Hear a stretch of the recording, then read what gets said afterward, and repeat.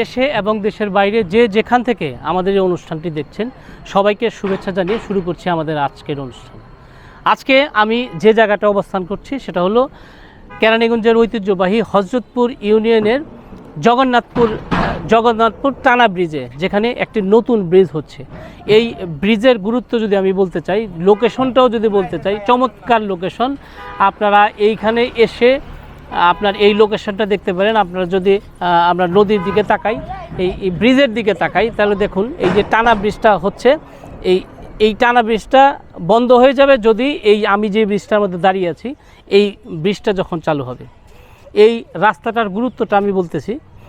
যদি রাস্তাটার গুরুত্ব আমি বলতে চাই, এই ট্যানারি, বিশেষ করে আপনার হেমায়তপুরের যে ট্যানারির যে ভারী যানবাহনগুলো, এই ভারী যানবাহনগুলো আমরা এই রোড দিয়ে চলাফেরা করে। অতএব এই রোডের গুরুত্বটা অনেক বেশি। এই একটা মাত্র ব্রিজের কারণেই কিন্তু যানজটটা লেগে থাকে, অনেক সময় আধা ঘন্টা 1 ঘন্টাও লেগে যায়। এইখানে আপনার লোকেশনটা যদি দেখি, যদি আমরা সৌন্দর্যের কথাও বলি, তাহলে কিন্তু একটা দারুণ সৌন্দর্যের জায়গা, একটা শেষ বিকেলের উপভোগ্য একটা জায়গা আমরা এখানে আসলে সেটা অনুভব করতে পারবো। আমরা যদি সামনের দিকে তাকাই, এখানে আপনার যেটা ধলেশ্বরীর মোহনা, এই যে আমরা স্থানীয়ভাবে যেটা বলি 3 গাঙের মুখ, এই মুখটার থেকে আরেকটু সামনে আসলেই এই ব্রিজটা পড়বে।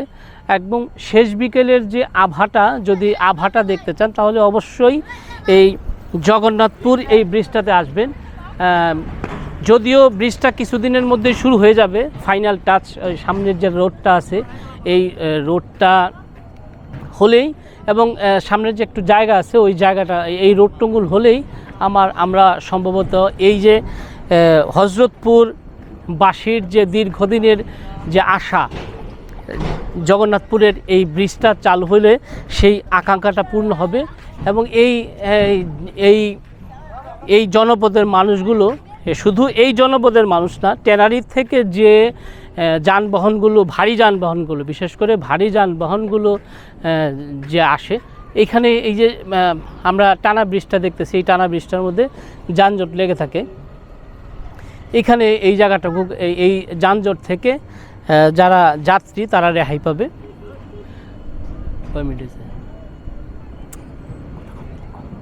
এই যে এই যানজট থেকে রক্ষা পেতে পাবো। এবং এই যদি শেষ বিকেলে আমরা যারা কেরানীগঞ্জের মানুষ আছেন, তারা যদি এই শেষ বিকেলে এই জায়গাটা আসেন, মন ভালোনো একটা জায়গা।